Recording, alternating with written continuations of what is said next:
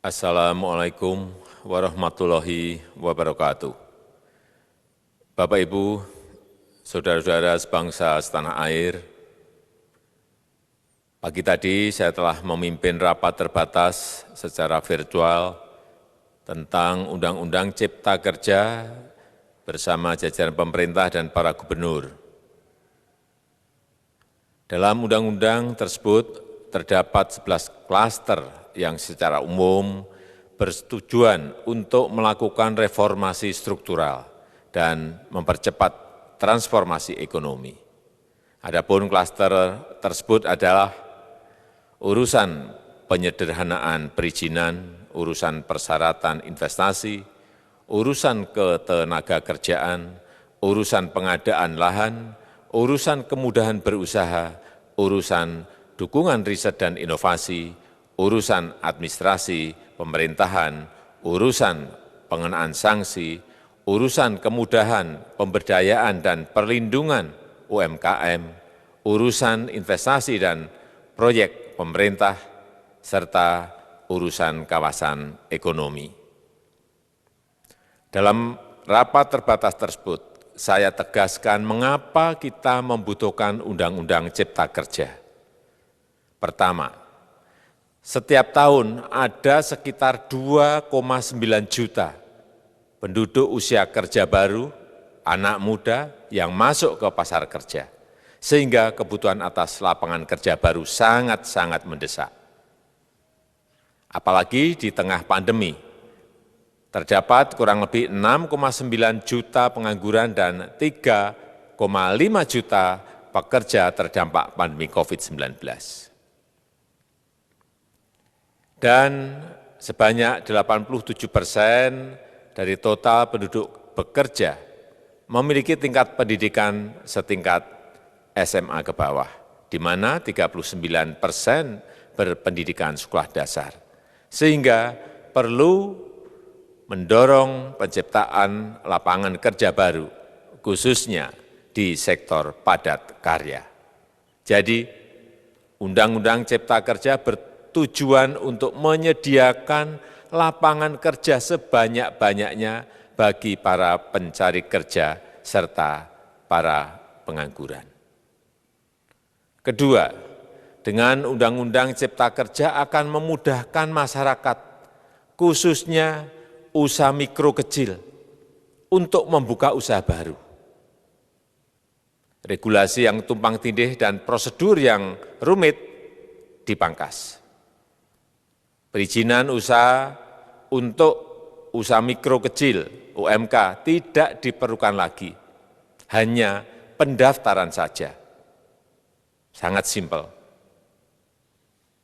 Pembentukan PT atau perseroan terbatas juga dipermudah. Tidak ada lagi pembatasan modal minimum. Pembentukan koperasi juga dipermudah. Jumlahnya hanya 9 orang saja. Koperasi sudah bisa dibentuk. Kita harapkan akan semakin banyak koperasi-koperasi di tanah air. UMK, usaha mikro kecil yang bergerak di sektor makanan dan minuman, sertifikasi halalnya dibiayai pemerintah, artinya gratis. Izin kapal nelayan penangkap ikan misalnya, hanya ke unit kerja Kementerian KKP saja. Kalau sebelumnya harus mengajukan ke Kementerian KKP, Kementerian Perhubungan, dan instansi-instansi yang lain. Sekarang ini cukup dari unit di Kementerian KKP saja. Ketiga, Undang-Undang Cipta Kerja ini akan mendukung upaya pencegahan dan pemberantasan korupsi. Ini jelas karena dengan menyederhanakan, dengan memotong, dengan mengintegrasikan ke dalam sistem perizinan secara elektronik, maka pungutan liar, pungli dapat dihilangkan. Namun, saya melihat adanya unjuk rasa penolakan Undang-Undang Cipta Kerja yang pada dasarnya dilatar belakangi oleh disinformasi mengenai substansi dari undang-undang ini dan hoax di media sosial. Saya ambil contoh, ada informasi yang menyebut tentang penghapusan UMP, upah minimum provinsi, UMK, upah minimum kota kabupaten, UMSP, upah minimum sektoral provinsi.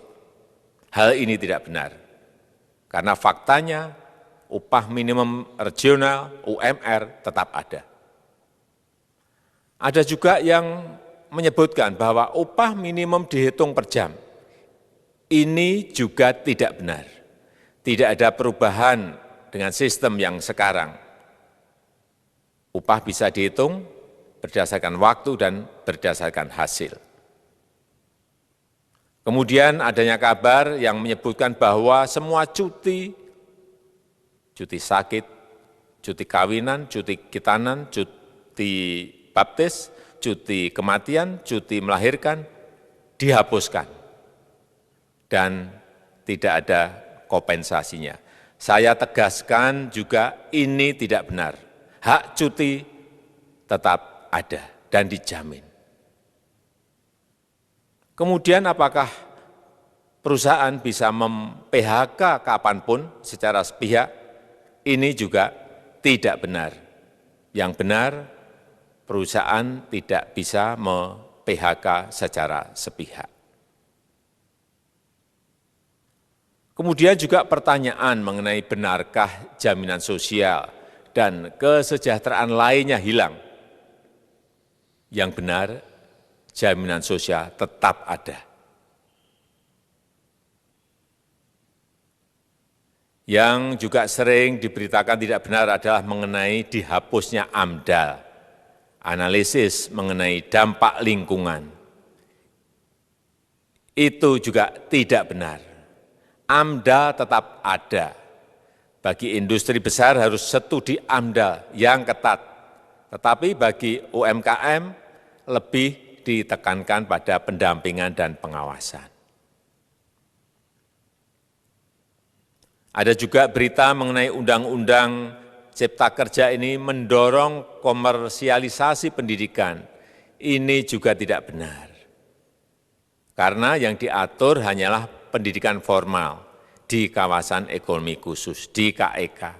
Sedangkan perizinan pendidikan tidak diatur di dalam Undang-Undang Cipta Kerja ini.